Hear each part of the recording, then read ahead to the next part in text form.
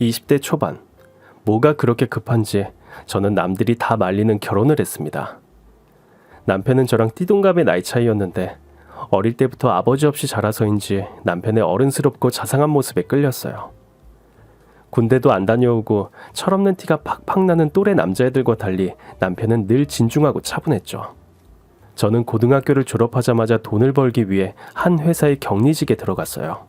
정규직도 아니고 계약직이었지만 과장님이었던 남편은 그런 저를 다른 사원들처럼 똑같이 대해줬어요. 저는 그런 남편에게 반해서 혼자 마음을 키우고 있었어요. 그러다 남편이 결혼도 안 하고 만나는 사람도 없다는 이야기를 들었습니다. 어쩌면 그때 눈치챘어야 했어요. 키도 크고 외모도 훈훈하고 성격과 스펙도 좋은 남편이 왜 결혼을 못했는지 말이에요. 나이도 어리고 사회 경험도 부족한 제가 무작정 달려들자 처음에는 뒷걸음질을 치더라고요. 좀 더 제 나이에 맞는 사람을 만나서 연애부터 하는 게 어떠냐며 몇 번의 거절을 했지만 1년여를 같이 일하며 늘 성실하고 꼼꼼하게 일처리를 하는 제 모습에 본인도 모르게 빠져들었다고 해요. 1년 넘게 지각 한 번, 아프다고 병가 한 번을 안 내고 과소비나 허영심도 없어 보이고 야무지게 돈까지 모으는 모습에 관심이 생겼다고요. 그렇게 저희는 연애와 결혼 준비를 거의 동시에 시작했어요. 저는 하루빨리 가정을 꾸려 안정적으로 자리를 잡고 싶었거든요. 남편은 아버지가 몇 해 전 돌아가시고 어머니만 모시고 살고 있었어요. 처음에 어머니께 인사드리러 가기 전 부모도 없고 넉넉한 가정도 아니라서 혹시나 마음에 안 들어 하시면 어쩌나 며칠 내내 잠도 제대로 못 잤어요. 그렇게 며칠을 뜬 눈으로 밤을 새고 드디어 인사를 드리러 간 날. 어머니께서 갈비부터 잡채에다가 파전까지 정말 한 상 가득 차려놓고 저를 기다리셨더라고요. 마당까지 달려나와서 어서 오라며 저를 꼭 안아주시는데 주책맞게 눈물이 나려고 했어요. 어머니께서는 그동안 따뜻한 밥도 제대로 못 챙겨 먹고 힘들었겠다며 제 손을 꼭 붙잡고 맛있는 반찬들을 다 제 앞에 몰아주셨어요. 늙은 아들은 영 재미가 없었는데 어린 딸이 생긴 것 같아서 나는 오히려 좋다. 남들이 뭐라든 너희들이 행복하게 잘 살면 그만이야. 어머니는 한동안 저를 우리 집 막내딸이라고 하며 장 보러 갈 때도 데려가시고 친구분들이랑 동네 분들에게도 늘 자랑을 했어요. 덕분에 결혼 준비도 일사천리로 빨리 되었죠. 가족들 없이 혼자 사는 게 어떤 건지 알기에 저는 결혼하고도 남편이랑 어머니가 살던 집으로 제가 들어가겠다고 했어요. 아유, 아니 나가. 너희 그래도 신혼인데 이 늙은 할미랑 살아서 뭐하게. 내가 작은 아파트 얻어줄 테니까 거기서 살거라. 아니에요 어머니. 어머니께 살림도 배우고 어차피 몇 해 뒤에 오빠가 다른 회사로 발령받으면 떨어져 살아야 하는데 그때까지만이라도 저희랑 같이 살아요. 그땐 정말 어머니께서 저에게 잘해주시는 모습만 보고 정말 좋은 분이신 줄 알았어요. 저는 그렇게 남편과 어머니가 살던 집으로 이사하게 되었고 어머니께서 저희에게 얻어주려던 아파트 값은 나중에 독립할 때 쓰라며 예금으로 넣어두었어요. 결혼식 날 회사 사람들까지 모두 오셔서 저희 두 사람을 축하해 주었어요. 그런데 버진로드에 입장하기 직전 30초 초중반으로 보이는 한 여성분이 신부 대기실 근처를 서성이시더라고요. 한참을 그 앞에서 고민하시는 듯 하더니 대기실 안으로 들어오셨어요. 누구세요? 지한씨, 지금이라도 늦지 않았어요. 저 아세요? 지한씨는 젊고 앞으로 더 많은 기회가 있어요. 이 결혼 다시 생각해보세요. 뭐예요? 누구신데 갑자기 오셔서 이런 말을 하시는 거예요? 그쪽을 정말 걱정해서 하는 말이에요. 그 집 사람들, 당신이 생각하는 그런 좋은 사람들 아니에요. 신부님, 입장 준비해주세요. 제가 다시 한번 누구인지 물어보려는 찰나 여성분은 어느새 사라지고 없었어요. 찜찜한 기분을 도저히 지울 수가 없는 채로 식장으로 들어갔죠.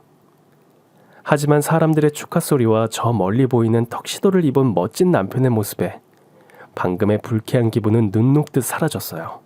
그냥 정신 나간 여자인가 보다 하고 잊어버리기로 한 거죠. 결혼식이 끝나고 저는 어머니만 홀로 두고 저희끼리 신혼여행 가는 게 영 마음에 걸렸어요. 그래서 그동안 제가 모아둔 돈을 좀 써서 저희가 가기로 한 유럽 여행에 어머니 자리까지 마련했죠. 아이고 기특해라 정말. 우리 아들도 생각 안 하는 걸 역시 우리 딸밖에 없네. 우리 딸 덕분에 엄마 해외여행을 다 가네. 아니에요, 어머니. 어머니 덕분에 이렇게 멋진 결혼식도 올렸는걸요. 앞으로도 제가 좋은 구경 많이 시켜드리고 잘할게요. 그렇게 저희 세 사람은 열흘 동안 유럽 여행을 다녀왔어요. 면세점에서 어머니가 사고 싶어 하시는 화장품이 있어서 그것도 사드리고, 연세가 있으시다 보니 최대한 편하게 여행을 하려고 노력하다 보니 생각보다 돈이 좀 더 들었지만, 그동안 학생 때부터 아르바이트로 모아두기 시작한 돈이 꽤 되어서 저희 친부모님 대신 효도한다고 생각하며 아낌없이 쓸 수 있었어요. 하지만 약간의 쎄한 느낌은 있었어요.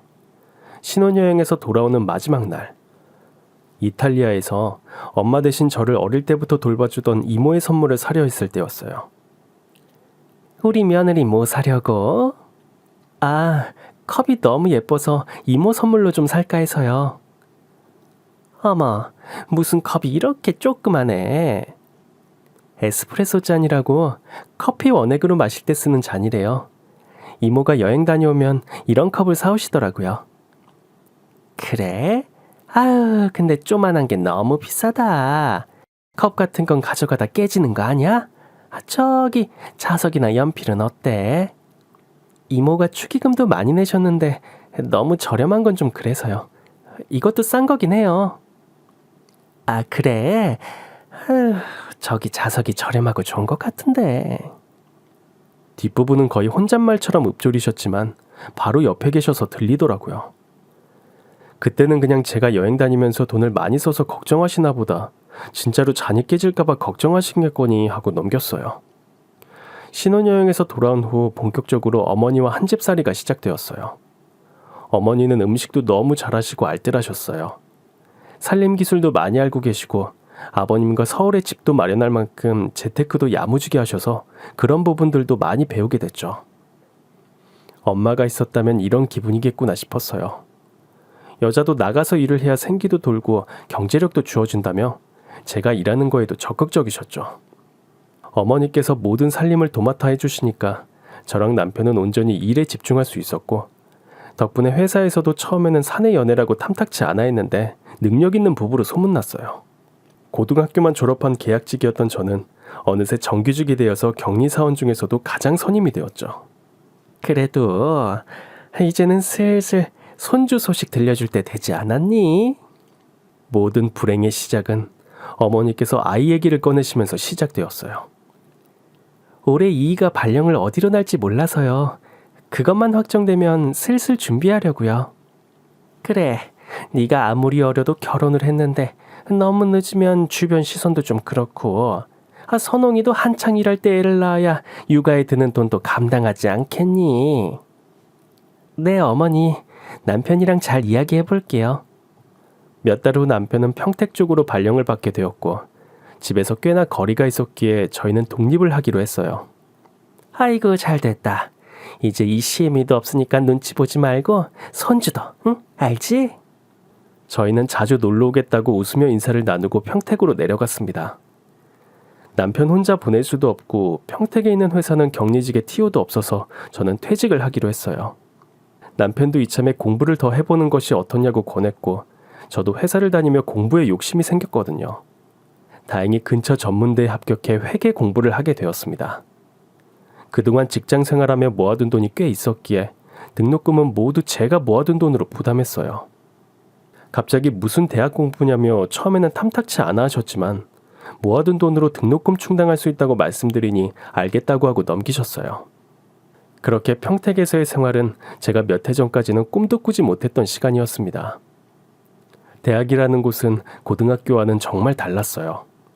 학교에서 결혼한 사람은 저뿐이었지만 또래 친구들도 생기고 공부라는 게 이렇게 재밌는 거였나 싶을 만큼 매일 새로운 것을 배우고 깨우치는 게 즐거웠습니다. 수업이 끝나고 종종 친구들과 어울려 맥주도 한잔하고 커피도 마시고 정말 처음으로 제 나이에 맞는 삶을 살았던 것 같아요. 그러면서도 살림도 똑부러지게 하려고 노력했고 남편 역시 그런 저를 응원해 주었습니다. 그렇게 저희가 분가한 지도 1년이 지났을 쯤 남편과 저는 계속되는 임신 노력에도 아이가 생기지 않아 병원을 방문했습니다. 알고 보니 남편의 정자 기능에 문제가 있어 그동안 임신이 잘 되지 않았다고 해요. 우선 치료를 꾸준히 받으며 경과를 지켜봐야 할 것 같다는 이야기를 듣고 집으로 돌아왔습니다. 그날 저녁도 아이 소식을 궁금해하는 어머니의 전화를 받았지만 저희는 그저 노력 중이다라는 말로 얼버무릴 수밖에 없었습니다. 그 후 몇 주가 지나지 않아 띵동 소리에 현관을 나가보니 어머니가 서 계셨습니다. 어머니, 어쩐 일이세요? 이 멀리까지. 선홍이는 집에 있니? 조금 쌀쌀맞은 어머니의 태도에 놀랐지만 그동안 바쁘다는 이유로 찾아뵙지 못해 서운하셔서 그런가 보다 하고 일부러 더 상냥하게 맞이해드렸어요. 아니요, 오늘 외근 때문에 좀 늦는다고 하네요. 말씀이라도 하고 오시지. 제가 장이라도 받았을 텐데. 너네 집 오는데 내가 꼭 말을 하고 와야 하니? 나 안 오면 평소에도 장도 안 보니 너는? 아, 그런 이야기가 아니라 어머니 좋아하시는 거라도 준비해뒀으면 좋았지 않을까 해서요. 기분 상하셨어요? 어머니는 제 말을 들은 척도 하지 않으신 채 바로 부엌으로 직행했어요. 그러더니 냉장고를 열어 이것저것 뒤져보시며 한숨을 쉬기 시작하셨습니다. 너 우리 아들한테 고작 이런 것만 먹이니? 네? 이러니 우리 아들이 힘이 났어? 가뜩이나 밖에 나가서 돈 번다고 뼈가 빠지는 애를 이렇게 푸대접을 하니? 네? 푸대접이라뇨? 요즘 오빠가 일이 바빠서 집에서 밥을 잘 안 먹어서. 오빠? 너 아직도 네 남편한테 오빠라고 부르니? 아우, 철딱선이 없게 정말. 죄송합니다. 전 갑작스럽게 매서워진 어머니의 모습이 적응되지 않아 죄인이 된 것처럼 고개를 숙인 채 죄송하다는 말씀만 드렸어요. 나가자. 네? 어디를? 여기 근처 시장이 어디냐? 내 이대로는 안 되겠다. 나랑 같이 장 보러 가자꾸나. 여기는 근처 시장이 멀어서 여기 앞에 마트로 가요. 마트? 시장이 멀면 얼마나 멀다고 마트를 다녀? 걸어서 20분 정도 가야. 20분이 뭐가 멀다고 그러니? 너 내가 가르쳐준 거는 아주 싸그리 있고 네 멋대로 살림 사는구나. 그게 아니라 장 본 것도 들고 와야 하는데 20분씩 들고 오기가. 아유, 됐다. 듣기 싫다. 잠만 말고 장바구니랑 쿠루마 챙겨라. 시장 다녀오게. 쿠루마요? 구루마가 어딨지? 전 이사 온 후 한 번도 쓴 적이 없는 구루마를 찾기 위해 창고를 뒤적거렸습니다. 그런 제 등 뒤에 어머니가 다시 쏘아붙이듯 말하셨어요. 너 내가 준 구루마도 어디 처박아 놨니? 그게 아니라 마트 갈 때는 항상 남편이랑 차를 가지고 가서. 아이고, 장 보러 갈 때도 맨날 네 남편 부려먹니? 아주 그냥 꼴값을 떠는구나. 대학 다니더니 머리에 그딴 것만 찼어? 다짜고짜 호통을 치는 어머니께 저는 어떻게 반응해야 할지 몰랐습니다. 처음 그런 막말을 들었을 때 단호하게 그렇게 말씀하시지 마시라고 했어야 했는데 전 처음 기싸움부터 지고 들어간 거예요. 그저 이 모든 상황이 혼란스럽고 갑자기 어머니께서 왜 이렇게 달라지셨는지 이해가 가지 않았어요. 눈물을 뚝뚝 흘리다가 결국 어머니께서 창고에서 끄집어낸 구루마를 가지고 끌려가듯 시장에 갔습니다. 사실 저랑 남편 둘만 먹을 거 사기에는 마트가 훨씬 가깝고 소량으로 살 수 있어서 좋았지만 저는 한마디도 할 수 없었어요. 결국 어머니는 장바구니 가득 남편에게 해줄 보양식인 생닭과 온갖 약재들을 사서 집에 돌아왔습니다. 외근 나간 남편은 집에 들어와 어머니와 제가 삼계탕을 끓이고 있는 것을 보고 어리둥절해했어요. 어머니, 갑자기 말씀도 없이 어쩐 일이에요? 어쩐 일은 우리 아들 딸 보고 싶어서 왔지. 어머니는 가증스럽게 웃으며 제 어깨를 꼭 감싸주었어요. 저는 그저 어색하게 따라 웃었습니다. 그래도 말씀이라도 하고 오시지. 저희가 집에 없을 수도 있는데요. 근데 웬 삼계탕이에요? 지안이가 저 오늘 저녁 먹고 온다는 얘기 안 했어요? 아유, 삼계탕이 뭐 식사니? 약이지. 너 요즘 일하느라 정신없어서 기력도 떨어진 것 같길래 국물이라도 먹으라고 준비한 거야. 자, 얼른 옷 갈아입고 와서 앉아라.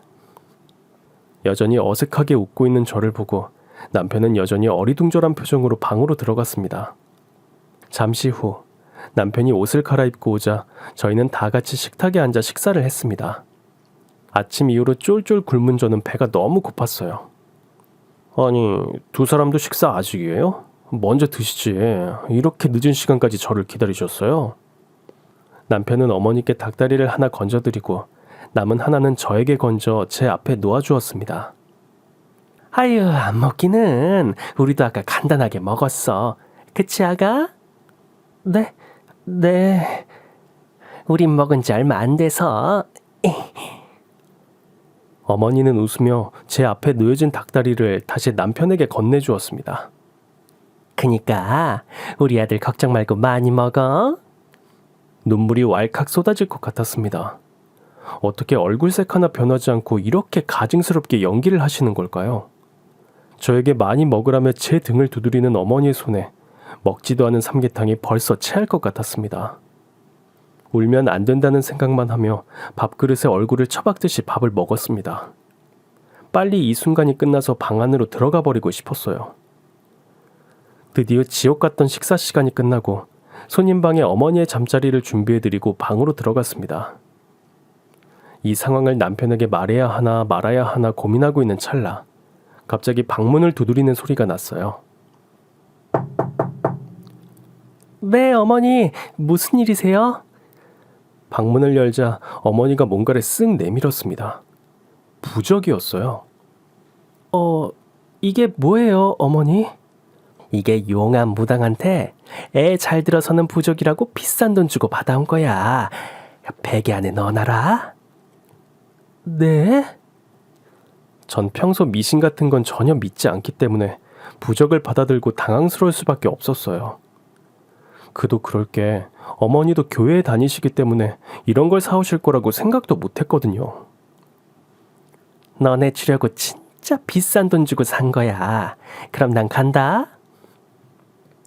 어머니는 비싸게 샀다고 강조하시더니 다시 방으로 가셨습니다.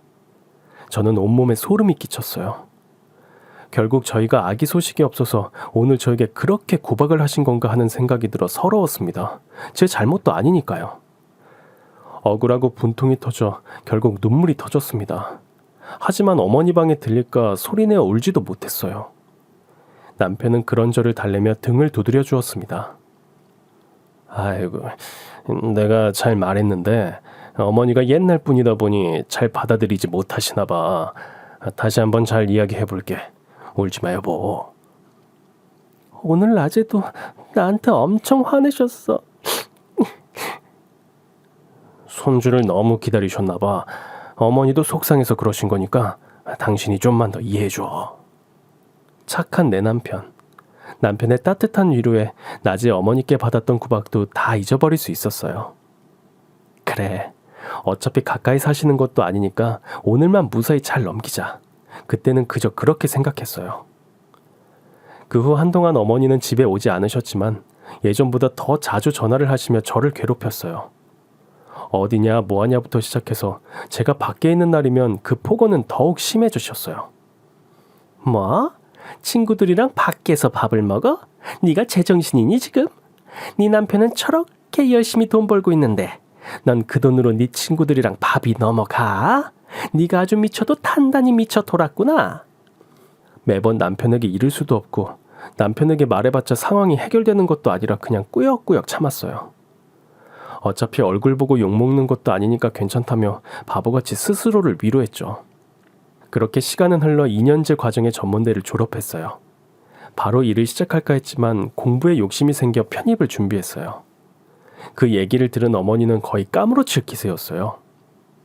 뭐? 학교를 더 다닌다고? 네가 제정신이니? 너 그렇게 남편 등골 빼먹으려고 우리 아들이랑 결혼한 거야? 우리 아들이 네 스폰이니? 어머니, 아무리 기분이 안 좋으셔도 무슨 말씀을 그렇게 하세요. 스폰이라뇨. 그리고 등록금도 다 제가 모아둔 돈으로 한 거예요. 모르시면서 함부로 말씀하지 마세요. 모아둔 돈? 막말로 네가 네 남편이 넉넉하게 안 벌어다 줬으면 네 그 쥐꼬리만한 월급을 모았겠니? 아이고, 진짜 누가 들으면 네가 뼈덕이라도 벌어서 모은 줄 알겠다. 아휴, 꼴 같잖아서 정말. 전 화가 나서 전화를 끊어버렸습니다. 물론 남편이 있던 덕분에 돈을 더 잘 모을 수 있는 것도 맞지만 그렇다고 스폰이라뇨. 어떻게 시어머니 입에서 그런 말이 나올 수 있는지 너무 화가 났어요. 한동안 어머니로부터 전화가 없었습니다. 그나마 다행이라고 생각했어요. 그런데 웬걸 전혀 다행이 아니었습니다. 어머니가 그동안 연락이 없던 건 어떻게 저를 골탕 먹일지 생각하느라 그러신 거였어요. 갑작스레 또 집으로 들이닥치셨는데 저희 집 근처 동네로 이사를 왔다는 겁니다. 정말 하늘이 무너지는 것 같았어요. 여기서 한 30분 거리니까 이제 자주 올 수 있겠구나. 갑자기 무슨 이사예요, 어머니? 아유, 너네 아파트로 오려고 했는데 여기 매물이 없다잖니 글쎄. 그나마 제일 가까운 곳이 30분 거리라 어쩔 수 없이 거기라도 구했다. 너희랑 같이 살려다가 그래도 불편할 것 같아서 그나마 다른 집 구한 거니 그렇게 알아라. 아니, 그게 무슨 말씀이세요?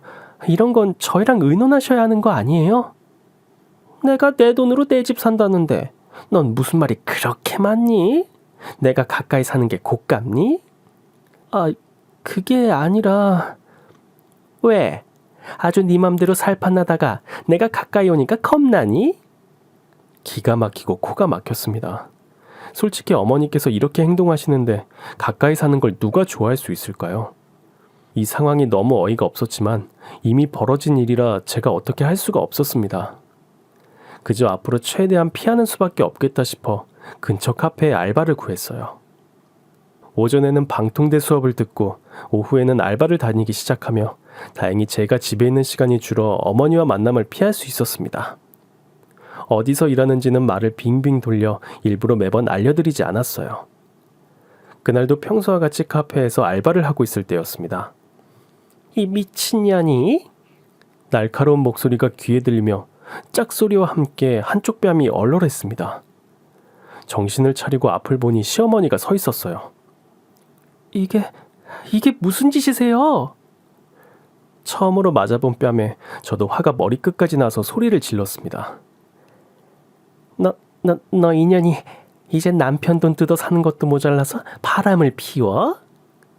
네? 그게 대체 무슨 말씀이세요? 당장 따라 나와. 어머니는 저를 끄집어내듯이 끌어내어 집까지 갔습니다. 깜짝 놀란 남편이 무슨 일이냐며 물었어요. 아이고 선웅아, 너 진짜 어쩌다 이런 여자를 만나서 마누라 관리 잘해야겠다. 인연이 글쎄 바람을 피려 하지 뭐니? 네? 그게 무슨 말씀이세요? 여보, 무슨 일이야? 글쎄 일한다는 카페에 갔더니 인연이 다른 남자랑 시시덕거리면서 꼴 같자는 아양을 떨고 있더구나. 그 남자 어깨도 막 만지고. 네? 여보 아니야. 그냥 같이 일하는 친구랑 얘기하고 있던 게 다야. 어머니가 갑작스럽게 와서는 다짜고짜. 퉁퉁 부은 뺨과 헝클어진 머리. 끌려오느라 목이 다 늘어난 티셔츠를 애써 추스리며 남편에게 억울함을 호소하려 했습니다. 그런데 여보, 이제 일은 그만두는 게 좋겠어. 이번 한 번만 없었던 일로 해줄게.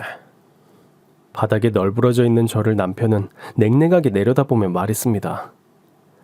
다정한 말투에 단호한 목소리로 마치 제가 잘못한 듯이 말하고 있었어요. 머리를 한 대 세게 맞은 것 같았습니다. 여보, 그게 아니라 다 오해야. 난 바람 같은 거 피지 않았어. 정말이야. 알겠어. 근데 어머니가 오해할 만큼 다른 남자랑 가까웠다는 거잖아. 이런 일 굉장히 불쾌하네.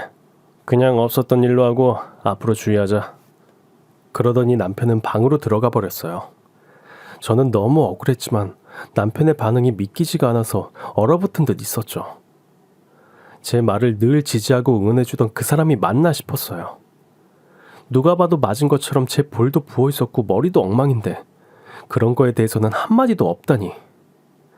소파를 보니 어느새 앉아서 이 상황을 지켜보던 어머니가 웃고 있는 게 보였어요. 정말 소름이 끼쳤습니다. 그 후 어머니는 툭하면 저희 집으로 찾아오셨어요.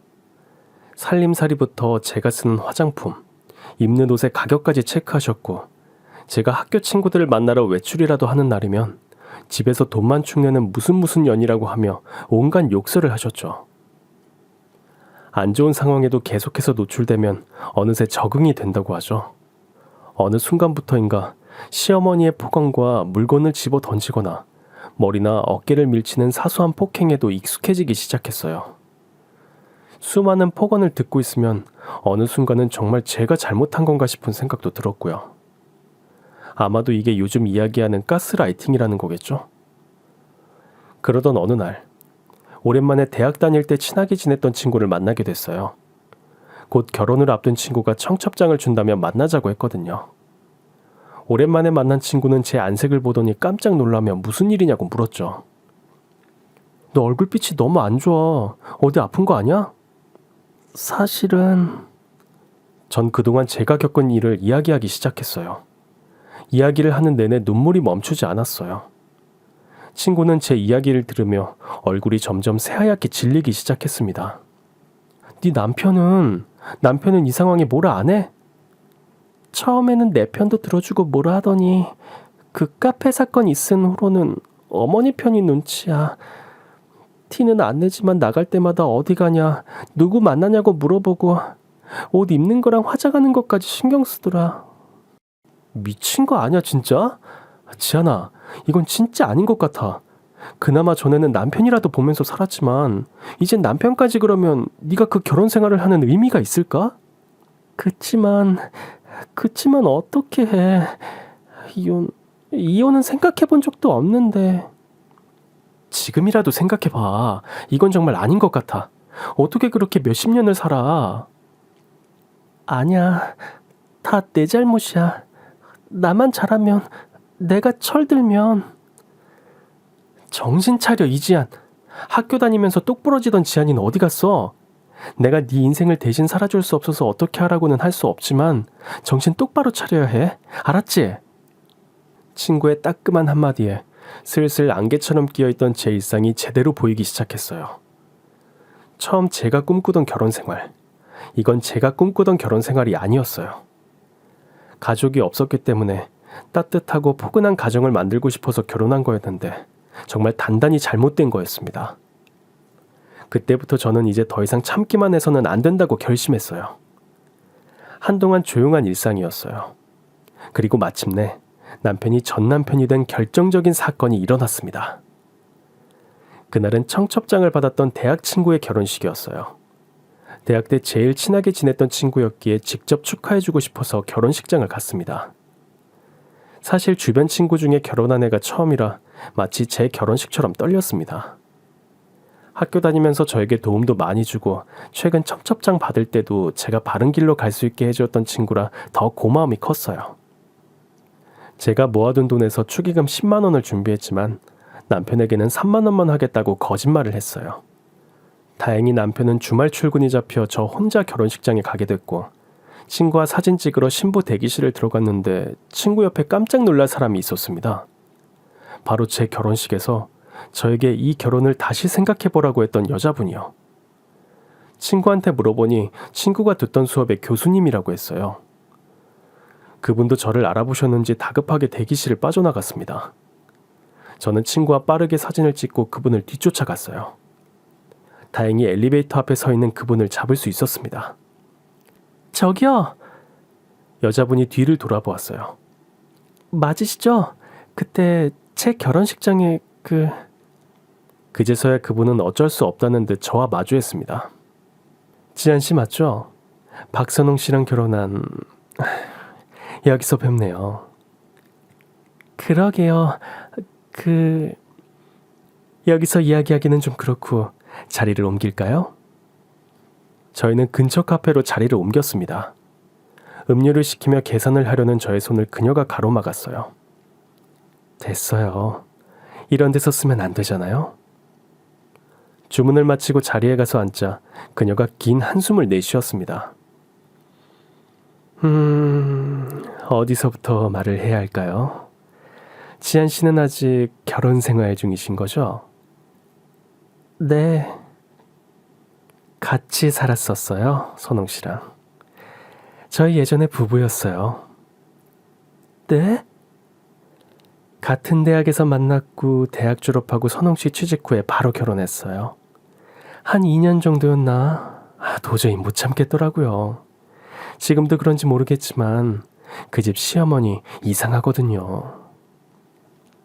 그 말을 듣자마자 눈물이 왈칵 쏟아졌습니다. 제 마음을 아는 사람이 있다는 안도감 때문이었을까요? 배신감도 들었습니다. 결혼했던 과거가 있는데 남편도 어머니도 자신에게 한 번도 말한 적이 없다니. 그분은 저에게 휴지를 건네며 말을 이었습니다. 많이 힘들었죠. 그분 지금도 그러시나 보네요. 결혼하고 얼마 안 되어서 전 대학원 준비로 바빴어요. 선홍 씨는 이제 막 입사 1년 차였고 전 원래 유학하고 싶었는데 결혼 때문에 미룬 거였거든요. 저희 집 잘 사는 편이라 대학원 준비에 들어가는 비용은 부모님께서 다 내주셨어요. 결혼하고 얼마 안 지나 시아버님께서 간암으로 돌아가셨어요. 그리고 그 뒤부터 시어머니가 제정신이 아니었죠. 돈 때문인가요? 잘 안 해요. 처음에는 정말 세상에서 가장 다정한 어머니인 척 연기하셨죠. 거기에 깜빡 속았어요, 저도. 학교 다닐 때 연애 때부터 워낙 잘해주셨었거든요. 근데 아버님 돌아가시고 얼마 뒤부터 갑자기 돈돈거리면서 저를 미친 듯이 괴롭히더라고요. 학비도 친정에서 전액 지원해주는데 뭐가 불만인지 제가 학교에서 밥이라도 먹고 커피라도 마시면 어떻게 알았는지 귀신같이 전화해서 잔소리를 했어요. 처음에는 잔소리였지 나중에는 쌍욕도 하더군요. 도저히 참을 수가 없더라고요. 그래서 선홍씨 착한 거 하나 보고 살려고 했는데 그 엄마의 그 자식이라고 대학원 연구 때문에 남자 선배랑 늦게까지 남아있는 걸 보더니 눈이 뒤집혀서는 손찌검을 하려고 하더라고요. 그때 알았어요. 이 집 구석은 희망이 없구나. 그 길로 바로 이혼 서류 던졌죠. 여자분은 담담하게 이야기를 하며 커피를 한 모금하고 말을 이었어요. 선홍 씨는 자기가 잠깐 미쳤다며 다시 와서 매달리고 그 집 어머니는 남편 돈으로 공부하다 바람난 미친 여자라고 욕하더라고요. 연락처도 바꾸고 2번 다시 안 보고 살고 있었는데 대학 동기한테서 재혼한다는 소식 들었어요. 이상한 사람 취급받을 수도 있지만 그래도 사람 하나 살려야지 싶어서 찾아갔던 거예요. 그때 말을 들었어야 해요. 그분의 이야기가 끝나고 저는 그동안 제가 겪었던 일을 이야기했습니다. 그분은 함께 화도 내주고 슬퍼해주면서 제 이야기를 들어주었어요. 어린 나이에 얼마나 고생이 많았어요. 게다가 의지할 곳도 없이. 근데 그 사람들 그냥 그런 사람들이에요. 타인에 대한 예의도 없고 존중도 없는 그런 사람들이랑 같이 있기에 지한 씨 청춘이 너무 아까워요. 그러더니 저에게 명함을 건넸습니다. 변호사 김시온. 도움 필요하면 연락해요. 지한 씨가 결정할 일이지만 지한 씨가 벗어나기로 결심한다면 제가 도울게요. 지한 씨 혼자가 아니에요. 편하게 언니라고 해요. 네, 언니. 고마워요, 정말. 아니에요. 그 사람들 그래도 밖에서는 멀쩡한 사람인 척 하고 다녀서 처음엔 제 얘기 믿어주는 사람 아무도 없더라고요. 저도 너무 답답했어요. 아무도 이해하고 공감해주는 사람도 없었고 전 또 같은 대학을 나오는 바람에 그 사람 때문에 멀어진 친구도 많았고요. 그래서 잘 알아요. 그 지옥 같은 결혼 생활에서 느끼는 감정들이 어떤 건지, 지금도 어떤 심정인지. 우리는 인사를 나누고 헤어졌어요. 저는 언니의 명함을 보물단지처럼 안고 집으로 돌아갔습니다. 집에 가니 시어머니가 와 있었어요. 아니 무슨 결혼식을 이렇게 오래 하니? 결혼식 끝나고 밥도 먹고 하면. 됐고 축의금은 얼마 냈어? 3만 원이요. 3만 원? 아이고 미친년. 그녀는 네 결혼식 오지도 않았는데 지가 무슨 부자야 뭐야. 남편 돈 갖다 쓰는 주제에. 어머니 저한테 욕하시는 건 습관이라 쳐도 왜 얼굴도 모르는 제 친구한테까지 욕을 하세요? 아니 이게 진짜 첫 돌았나? 어디 시어머니한테 눈을 똑바로 뜨고 말대꾸야? 너 미쳤니? 미친 건 어머니겠죠. 남편 돈도 아니고 제가 모아둔 돈에서 축의금 낸 거예요. 대학 때 만났으니까 당연히 제 결혼식에 못 온 거고. 학교 다니는 내내 저한테 밥도 잘 사주고 과제도 많이 도와줬던 친구라고요. 아이고, 그깟 밥 몇 푼 한다고. 그걸로 피 같은 네 남편 돈 갖다 바쳐? 뭐? 네가 모은 돈? 내가 누누이 말하지. 네 남편 아니었으면 네가 그 쥐꼬리만한 월급으로 그 돈 못 모았다고.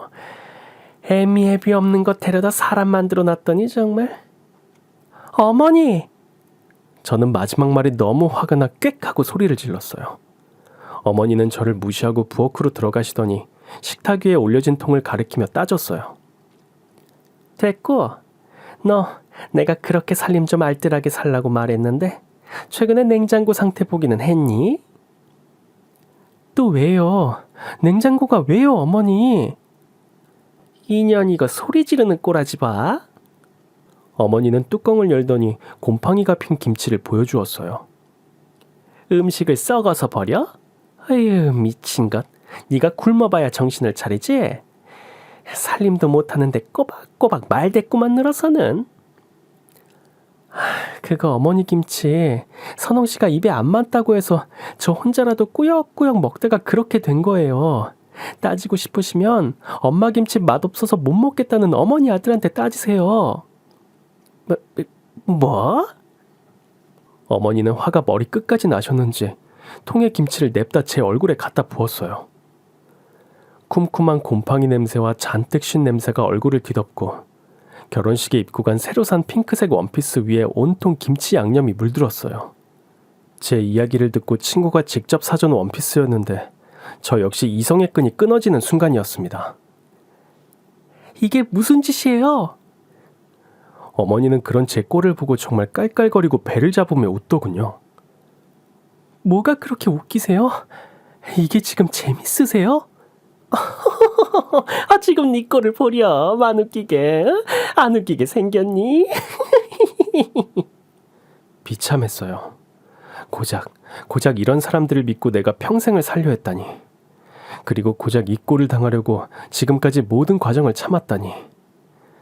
머리 위부터 온몸을 타고 흐르는 차가운 김치 양념과 곰팡이 냄새, 그리고 번져가는 화장과 억울함과 김치 국물의 따끔함 때문에 계속 나오는 눈물까지. 마침 현관문이 열리는 소리가 들리고 남편이 들어오더군요. 아니 이게 무슨 일이에요? 너 마침 잘 왔다. 아니 글쎄 네 처가 이딴 원피스 입고 지 친구인지 머시갱인지 결혼식에 가서 하루 종일 있다가 네가 번 돈까지 펑펑 쓰고 오더구나.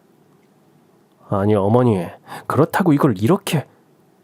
남편은 휴지를 갖고 와 제 얼굴을 닦아주며 말하더군요. 근데 여보, 오늘 화장이 좀 진하네. 결혼식 다녀온 거 맞아? 카운터 펀치라고 하죠. 남편의 그 한마디가 결정적으로 제가 붙들고 있던 모든 이성의 끈을 완벽하게 놓아버렸습니다.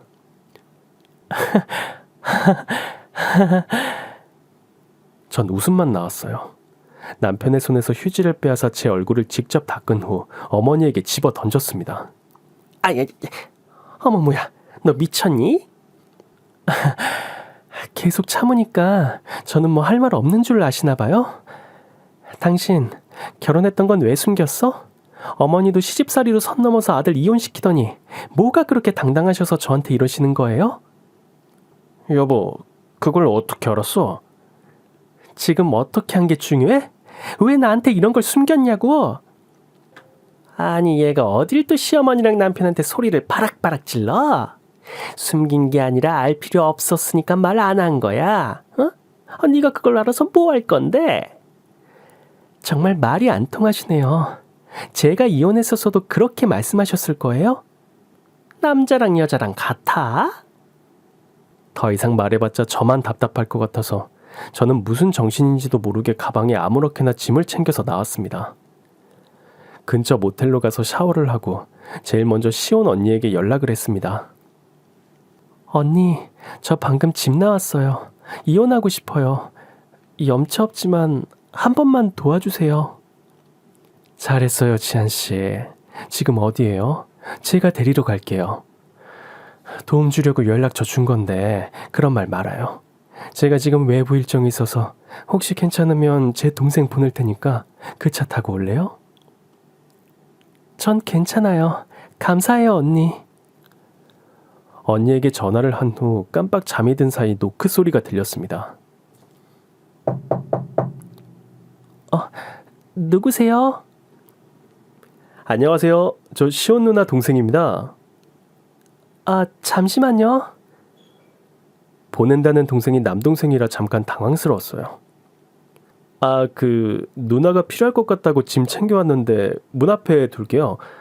그럼 전 아래층에 내려가 있겠습니다. 남자의 발걸음 소리가 사라질 즈음 문을 열고 가방을 가지고 들어왔어요. 김치 이야기를 들은 언니가 혹시 필요할까봐 속옷부터 티셔츠, 바지, 양말, 스킨로션까지 보냈더라고요. 너무 고마웠어요. 후다닥 옷을 갈아입고 아래층으로 내려갔습니다. 한 남자가 고급 외제차 앞에 서 있더라고요. 키도 크고 훈훈한 외모의 제 또래로 보이는 남자가 머쓱하게 웃으며 제게 인사를 건넸습니다. 안녕하세요. 시온 누나 동생 김시후입니다. 안녕하세요. 이지안입니다. 누나가 조심히 모셔오라고 하더라고요. 원래 누나 말 잘 안 듣는데 오늘은 듣기를 잘했네요. 네? 남자는 웃어 보이더니 저를 위해 차 문을 열어주었어요. 오랜만에 느껴보는 다정함에 심장이 두근거리면서도 마음이 따뜻했어요. 저는 우선 미리 연락해둔 서울의 이모집으로 갔어요. 자세한 이야기는 차마 하지 못하고 며칠만 신세를 지겠다고 이야기했는데 다행히도 흔쾌히 들어주시더라고요. 그로부터 며칠 후 남편은 자기가 부족했다며 미안하다고 끝도 없이 메시지를 보내고 전화를 하더라고요. 그 와중에 시어머니는 네가 그렇게 나가서 잘 살 줄 아냐? 내 아들 없으면 넌 아무것도 아니다 하는 폭언을 계속해서 메시지로 보내더라고요. 저는 시온 언니의 말을 참고해 그동안 들은 폭언과 폭행, 숨막히게 살던 증거들을 하나씩 모았습니다. 남편은 순순히 이혼하려 하지 않았고 저는 법률 도움이 필요했거든요. 그리고 이 과정에서 동생인 시호 씨가 많은 도움을 주었어요. 그러면서 동갑내기였던 저희 둘은 서로 많이 가까워지게 되었어요. 저에게 많은 도움을 주었고 좋은 친구이자 버팀목이 되어 주었습니다. 이혼 소송을 하는 사이에도 시어머니는 굳이 법원까지 쫓아와 저에게 심한 말을 날렸지만 오히려 그런 점 때문에 소송은 저에게 유리하게 진행되었습니다. 능력 있는 시온 언니 덕분이기도 했죠. 그렇게 꽤 많은 위자료와 함께 제가 모아둔 돈은 결혼 전부터 모은 것이기 때문에 온전히 저의 개인 재산으로 인정받았어요. 마지막으로 판결이 나는 날 정말 속이 다 후련하더군요. 속 시원하게 나오는 제 손목을 전 남편은 붙잡으며 매달렸습니다. 여보, 내가 잘못했어. 다시 한 번만 생각해줘. 내가 잘할게. 어머니랑도 떨어져서 살게. 매달리는 남편의 뒤로 시어머니는 여전히 저를 죽일 듯이 노려보고 있었어요. 저는 남편의 손을 뿌리치려 했지만 남편은 무릎까지 꿇으며 저를 붙잡았습니다. 그때 시우 씨가 나타나 남편의 손을 뿌리치며 저를 데리고 나가려 했습니다. 지 남편 등골만 빼먹은 배응망덕한 것. 젊은 놈한테 눈 멀어서 지 뒷바라지 하던 남편 버린 것도 모자라서 재산까지 빼앗아? 시어머니는 저한테 다가오더니 제 얼굴에 침을 뱉었습니다. 이게 무슨 짓입니까? 지안씨 괜찮아요? 우리 그냥 가요. 한마디를 더 하려는 그를 제지하며 전 그가 건네준 손수건으로 얼굴을 닦으며 건물 밖으로 나왔습니다. 부는 바람도 햇빛도 모든 게 다 새로운 기분이었어요. 마치 오랫동안 감옥에 갇혀있다가 풀려난 기분이었어요. 바람에 흐르는 공기까지 새롭게 느껴졌습니다. 그 뒤 저는 편입한 대학교를 무사히 졸업했고 회계 관련 자격증도 줄줄이 합격하며 제 커리어를 확실히 쌓아 나갔습니다. 그 사이 들은 바로는 그렇게 돈 가지고 저를 못살게 굴던 시어머니가 전 남편 이름으로 대출까지 받아서 아파트 분양에 투자해 사기를 당해 쫄딱 망했다는 소식을 들었어요. 전 남편은 돈을 위해 배를 타러 시골로 내려갔다는 이야기를 마지막으로 시어머니 소식은 더 이상 듣지 못했어요. 이런 게 인과응보라는 거구나 하며 정말 10년 묵은 체증이 내려가는 것 같았어요. 어른이 험한 꼴 당하는 게 좀 그렇게 느껴질 수 있지만 제 입장에선 정말 쌤통이었죠. 그 사이 저는 시온 언니가 소개해준 꽤나 큰 기업의 회계 담당을 맡아 일하고 있었어요. 언니의 부모님은 건축 관련 사업을 하고 있었는데 인테리어 사업을 확장하며 입주 아파트와 고급 빌라, 대기업 청소를 담당하는 청소회사를 세울 예정이었죠. 그 과정에서 부모님 일을 돕던 아들, 시우 씨에게 청소회사를 맡기기로 했는데 저에게 회사의 회계를 같이 담당해주면 어떤지 물어보시더라고요. 그즘 저희는 몰래 연애 중이었는데 부모님께서는 이미 알고 계셨더라고요. 걱정을 하던 저와 달리 부모님께서도 저희 사이를 인정하고 저를 좋게 봐주셔서 저희는 둘이 함께 회사를 운영해 보기로 했어요. 저희는 대표이사였지만 현장에도 나가 직접 일도 해보고 그러면서 각 현장에 대한 데이터도 만들고 필요한 도구와 요령도 직접 정리해서 직원들에게 안내했어요. 덕분에 사업은 순탄했고 저희 연애도 순조로웠어요. 남자친구의 부모님도 저희 관계를 너무 좋아하셨고 저를 사업가로서도 존중해 주셨습니다. 그렇게 저희 연애는 자연스럽게 결혼으로 이어졌어요. 한번 크게 데인 적이 있는 터라 결혼이 두려웠어요. 하지만 그동안 보았던 남자친구의 모습과 저를 적극적으로 도왔던 시원언니, 그리고 이 두 사람을 이렇게 올바르게 키우고 사업에 있어서도 공과 사를 철저히 구분해주는 멋진 부모님들을 믿어보기로 했습니다. 결혼 생활은 우리와 달리 행복했어요. 언제 그런 고민을 했나 싶을 만큼 만족스럽고 저희 사이에는 쌍둥이 남매가 태어나면서 제가 늘 꿈꾸던 안정적이고 행복한 가정의 완벽한 모습이었어요. 저를 존중해주는 시부모님과 늘 제 편인 시누이까지 완벽한 결혼 생활을 하던 어느 날이었습니다. 여보, 오늘 혹시 시간 돼? 오늘 아버님 어머님이 애들 데리고 놀러 가셔서 혼자 있어. 무슨 일이야? 오늘 새로운 청소 아주머니들 면접 날인데 오 반장님이 갑자기 급한 일이 생겼다네. 미안한데 오늘만 면접 좀 봐주면 안 될까? 나도 지금 외부 미팅 나와 있어서 시간 맞추기 어려울 것 같아. 알았어. 몇 시야? 이따 3시. 나 어차피 미팅 한참 남았으니까 2시까지 기사님 집으로 보낼게. 알겠어요. 저는 아이 낳은 뒤로는 주로 재택근무를 하고 있고 한 달에 2-3번 정도만 회사에 나가는 터라 면접은 오랜만이었어요. 약간은 설레는 마음으로 기사님 차를 타고 회사로 갔습니다. 면접이 이루어지는 회의실로 들어가 자리에 앉아 이력서를 보는데 눈에 띄는 사람이 있었습니다. 당황스러운 사이 면접을 보러 들어온 사람. 바로 저를 죽을 듯 괴롭히던 전 시어머니였어요. 그분은 역시 저를 보더니 깜짝 놀라더군요. 네가 어떻게 여기에? 어머니야말로 왜 여기 계세요? 시어머니는 부끄럼 때문인지 뭐라 말을 하지 못한 채 귀까지 시뻘개져 서 있더라고요. 그런데 갑자기 밖에서 노크 소리가 들렸어요. 네, 들어오세요. 이사님, 차에 핸드폰을 두고 오셨다고 기사님께서 전달하고 가셨습니다. 아, 네, 감사해요. 그럼 나가보겠습니다. 필요한 거 있으면 바로 불러주십시오. 직원과 대화를 보고는 큰 충격을 받은 시어머니가 말을 더듬으며 말하더군요. 이사님? 아니, 네가 여기 이사님이니? 네, 어머니. 여기 제 회사거든요. 제가 여기 대표이사예요. 전 시어머니는 갑자기 태도를 돌변했어요. 그렇게 나를 구박하고 내 얼굴에 곰팡이 핀 김치를 던진 사람이 맞나 싶을 정도로 상냥한 말투와 울먹거리는 표정으로 제 앞에 무릎을 꿇더군요. 아가, 내가 잘못했다. 그 뒤로 나도 많이 반성했어. 아휴, 그땐 뭐라도 씌었는지, 나도 왜 그랬는지 모르겠다. 한 번만 용서해 주렴. 어머니 이러지 마세요. 그리고 하루 이틀도 아니고 몇 년을 어머니에게 시달렸어요. 이제 와서 사과한다고 될 일 아니니까 그냥 가세요. 아가, 제발 내 말 좀 들어보렴. 지금 다른 곳에서도 청소부 다 떨어지고 여기가 마지막 회사야. 제발 그간의 정을 봐서 나 좀 여기 붙여줘. 열심히 일할게. 그러니까 제발. 죄송하지만 저는 2번 다시 마주치고 싶지 않아요. 얼굴 보는 것도 소식 듣는 것도 이게 마지막이었으면 좋겠네요. 넌 내가 불쌍하지도 않니? 제발 한 번만 일하게 해주렴 제발. 투자 사기 당하고 파산한 이후로 신용 불량자라 내 이름으로 통장도 못 써. 그래서 다른 회사에서도 다 안 된다고 하더구나. 이제 믿을 건 여기뿐이야. 전 더 이상 말을 섞기도 싫어 자리에서 일어났어요. 그리고 그때 다시 변하지 않는 그분의 본성이 나타났죠.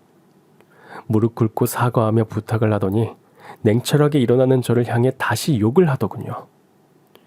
역시 한결같구나. 저는 그런 그 사람의 모습에 코웃음을 치고 문을 나섰습니다. 인과응보라고 들어보셨죠? 멀쩡한 여자 2사람이나 결혼생활 망쳐놨으니 벌 받으신 거예요.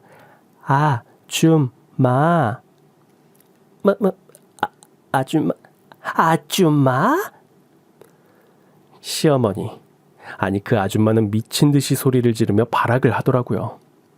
저는 경비 직원들을 불러 그분을 끌고 나가게 했고 끌려나가는 그 사람을 보며 다시 한번 통쾌함을 느꼈습니다. 이 이야기를 전해들은 시누이도 박장대소를 하며 좋아하더라고요. 똑똑하고 착하고 성실하고 멋진 며느리를 2이나 잃은 그 아줌마. 자신의 욕심이 결국 자신의 모든 것을 앗아가고 말았죠. 내 복수는 내가 하는 게 아니라는 말이 있죠.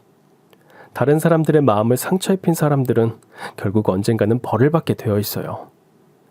그러니 혹시 지금 누군가로 인해 상처받았다면 마음을 추스리세요. 열심히 자신의 삶을 살다 보면 여러분을 상처 입힌 그 사람은 결국 운명이 벌해줄 테니까요.